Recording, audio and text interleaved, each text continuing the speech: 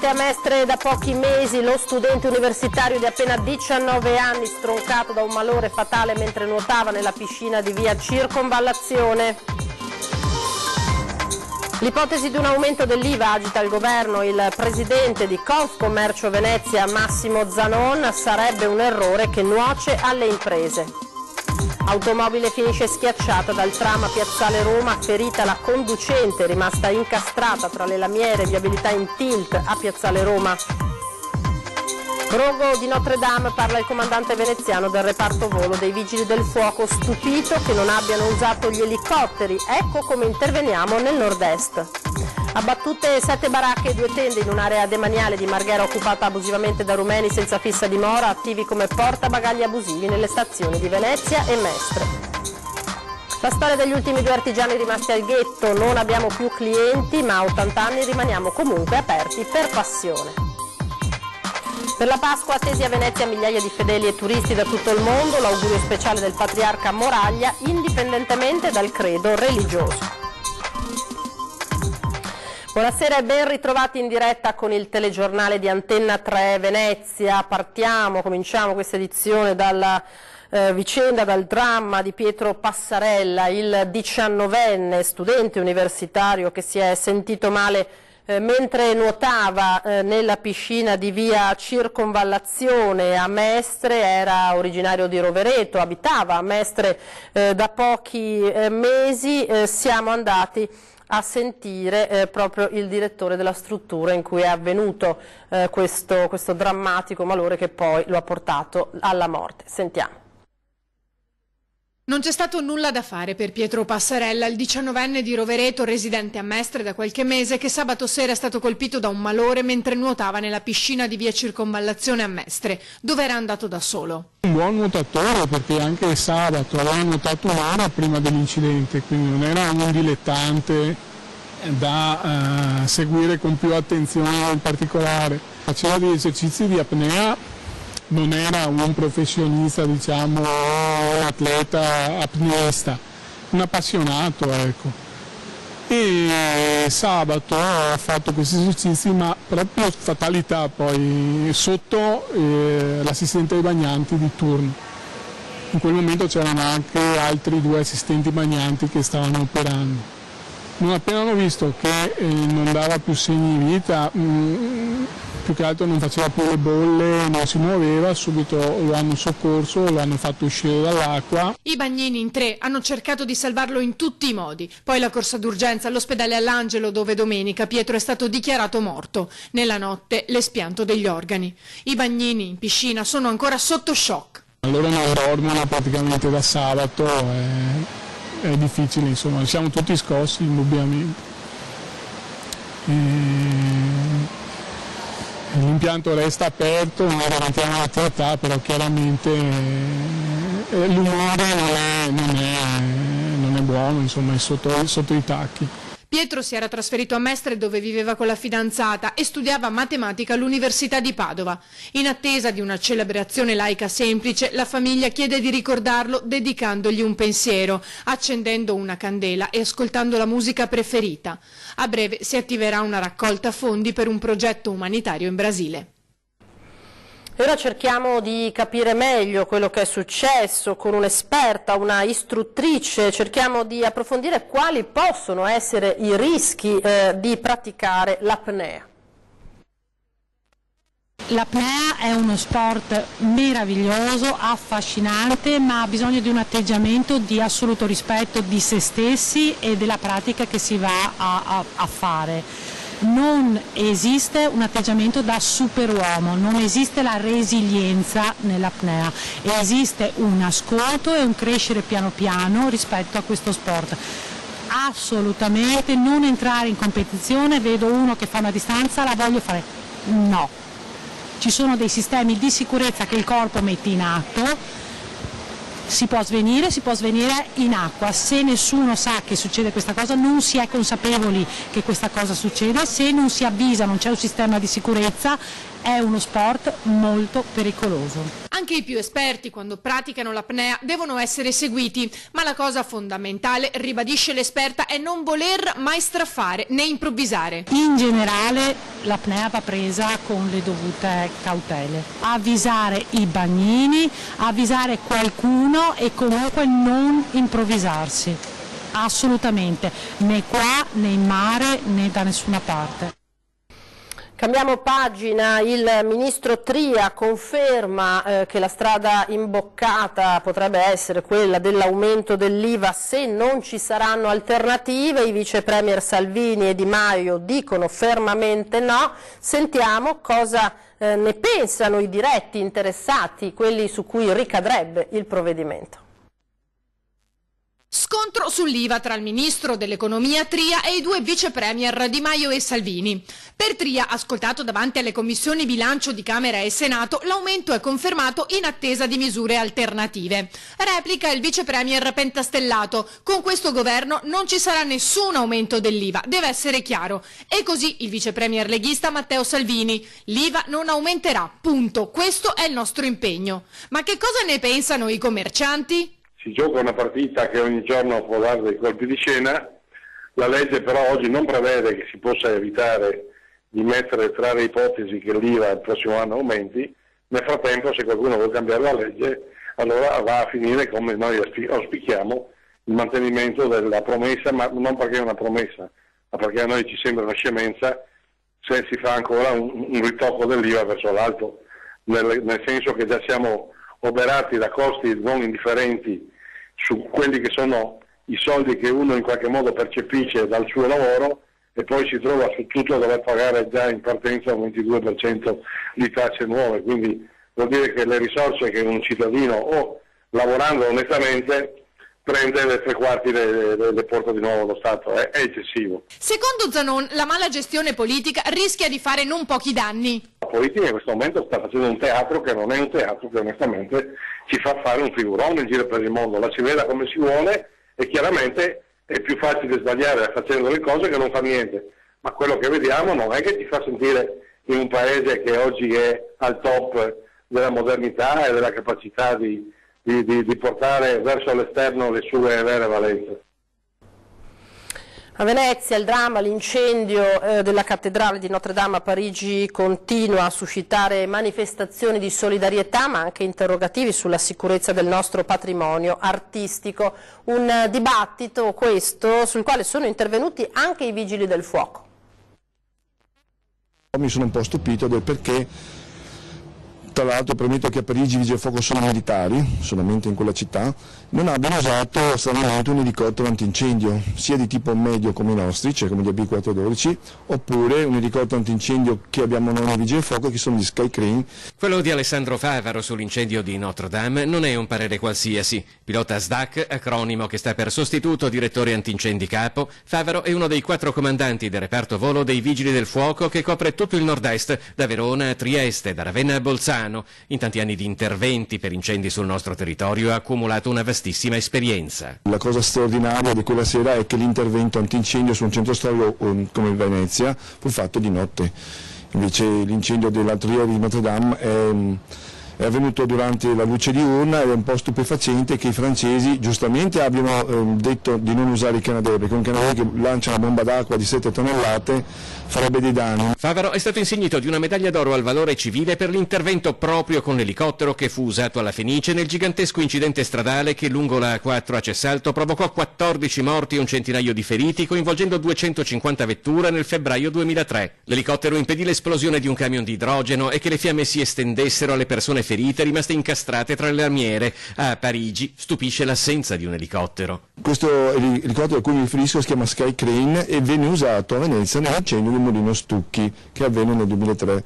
Quella volta avvenne questo elicottero della protezione civile, stranamente i francesi non lo hanno. La cosa che mi ha stupito è che questo elicottero grande ha anche una spingarda sul muso, quindi poteva anche rimanere in orbita e comunque raffreddare, perché sappiamo tutti che quando come crollò il tetto della Fenice prima che crolli il tetto non puoi buttare acqua. Una volta crollato tu devi, con l'elicottero, con l'aereo, insomma con un sistema antincendio, cercare di contenere le fiamme al fine di evitare che con il calore le abitazioni vicine prendano fuoco. L'elicottero fu basilare al non propagarsi delle fiamme alle case vicine alla Fenice. Oggi il suo uso ha un po' più limitazioni. È successo, come a me di recente, qualche anno fa a Carnevale, ci hanno autorizzato, che bruciava un doppio appartamento in Venezia, centro storico, di lanciare l'acqua per aiutare le squadre che magari sono sui tetti e devono avere un'attività di raffreddamento. In quel caso là, se ci autorizzano, se ci chiamano, allora operiamo.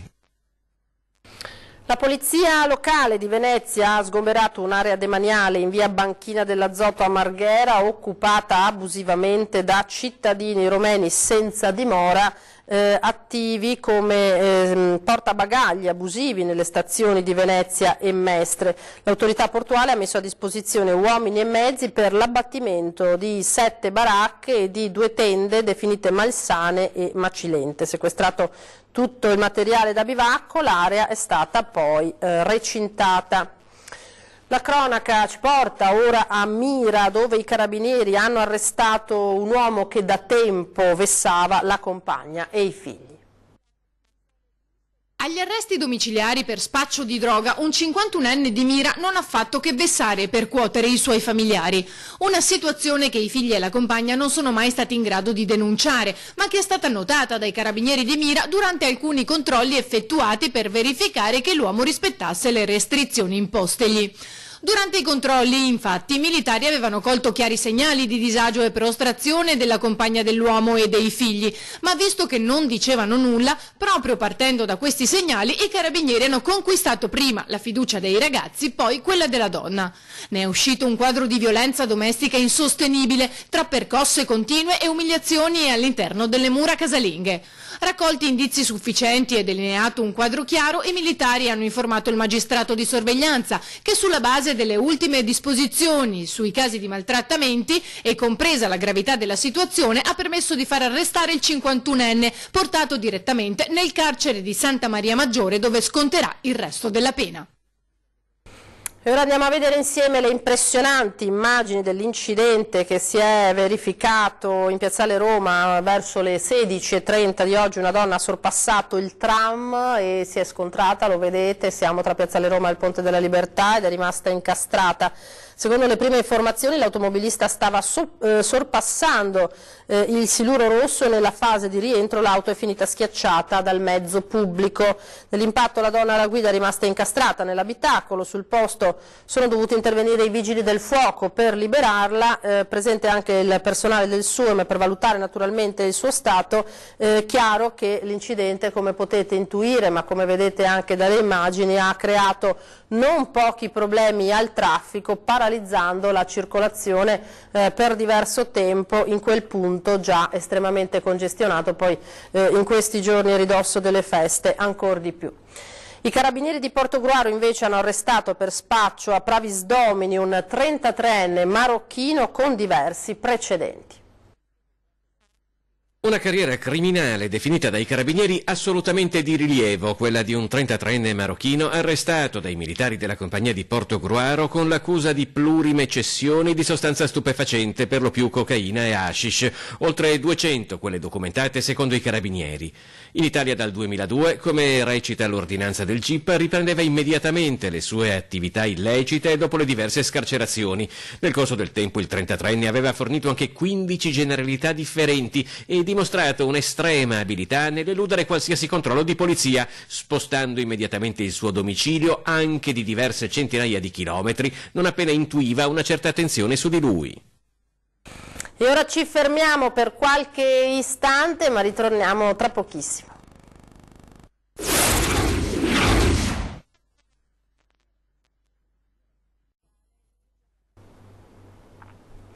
Di nuovo in diretta con l'informazione del telegiornale di Antenna 3 Venezia. Vi raccontiamo ora la storia degli ultimi 2 artigiani rimasti ancora aperti al ghetto di Venezia. In realtà anche nei loro negozi non entrano più clienti, ma a loro pare non interessare. Si parla di questi qua. È questione che bisogna insegnare prima ai genitori a ritirare su i fiori. Come ogni mattina, Giancarlo ed Emilio leggono il giornale e si scambiano opinioni sulle ultime notizie. Le baby gang hanno colpito anche poco distante da dove stanno loro. Emilio Piacentini, intagliatore, 80 anni a settembre. Giancarlo Rossi, 84 anni, restauratore di mobili antichi. Da decenni le loro due botteghe si fronteggiano in Calle del Ghetto Vecchio a Venezia. Una volta qui di artigiani ce n'erano parecchi, oggi sono rimasti solo loro due, anche se di clienti in realtà non se ne vedono più da anni. Come vanno gli affari? Ma è 2 anni che non si fa più niente. E allora perché è aperto? Parte così tanto per passione, per vedere se qualcosa va via di quello che è restato del lavoro che ho fatto. Con 2.000 euro lui compra una casa intera dei mobili e dopo 2 anni butta via tutto. Giancarlo ha iniziato a lavorare nel 1946 come garzone, ha imparato l'arte del restauro dei mobili, ha acquistato questo locale nel 1966. Emilio ha più o meno la stessa storia, certo è che di quel mondo oggi non è rimasto quasi niente. Quando è che è iniziato a cambiare qualcosa a Venezia? Facciamo una decina di anni fa, perché una volta c'era il lavoro di continuo, c'era chi ordinava cose che costavano soldi. E perché sta aperto? Perché mi diverti ancora a fare quelle cose che faccio, solo per quello, perché altrimenti... E poi perché resto con lui si non piange. A Giancarlo ed Emilio non interessa più se in bottega non entra nessuno. La passione per il legno, i mobili antichi, il divertimento di stare assieme, di condividere le opinioni è ciò che li muove. La loro è una delle ultime testimonianze di una Venezia che almeno nei ricordi appare più elegante nei modi e più tranquilla nei tempi, lontanissima dall'affollata frenesia del 2019. Si telefona, se troviamo... I telefoni, il punto di appoggio che ha, se troviamo dai, dopo fermo così, fermo qua. Questa è dunque la loro storia. Ora parliamo della settimana santa, perché all'inizio di questo periodo Monsignor Moraglia ha voluto rivolgere un pensiero speciale attraverso la nostra emittente. Nei prossimi giorni, per trascorrere la Pasqua in laguna, arriveranno a Venezia migliaia di fedeli e turisti da tutto il mondo.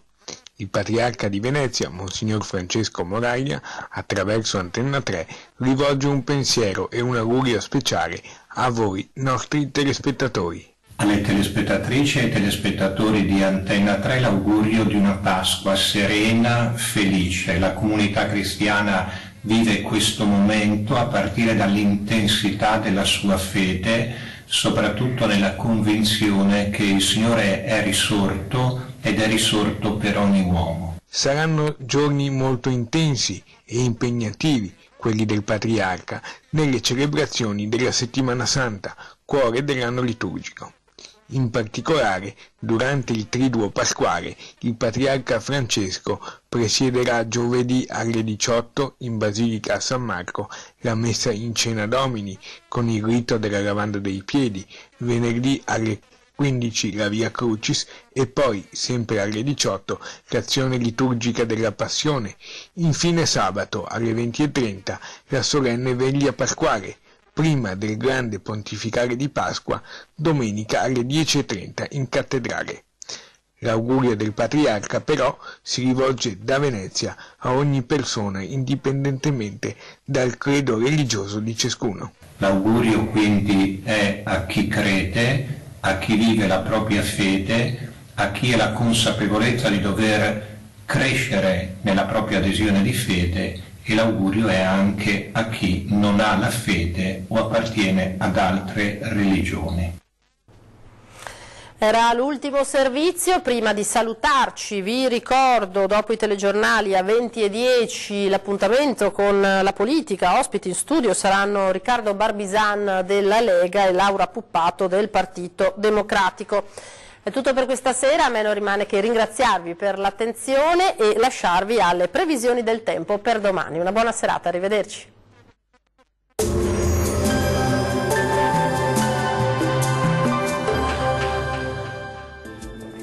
Ben ritrovati al meteo. La presenza dell'alta pressione garantirà ancora condizioni di tempo asciutto e stabile sulle nostre regioni, ma vediamo il dettaglio di giovedì 18 aprile. Sul Veneto sarà soleggiato, il cielo si presenterà al massimo poco nuvoloso, non si escludono solamente degli isolati piovaschi pomeridiani sui monti del Bellunese. Temperature minime tra 6 e 11 gradi, massime comprese invece tra 17 e 20 gradi. Sarà bel tempo anche sul Friuli, Venezia Giulia, dove avremo un cielo sereno pressoché dappertutto, qualche addensamento sui rilievi ma senza ulteriori conseguenze. Temperature minime tra 8 e 12 gradi, massime comprese invece tra 19 e 20 gradi. Situazione pressoché simile sul Trentino Alto Adige, con tanto sole sulla nostra regione, il cielo infatti si presenterà al massimo con presenza di poche nubi a carattere sparso. Temperature minime tra 7 e 8 gradi, massime sui 20 gradi circa. Bene, dal meteo di Antenna 3 per ora è tutto. Arrivederci.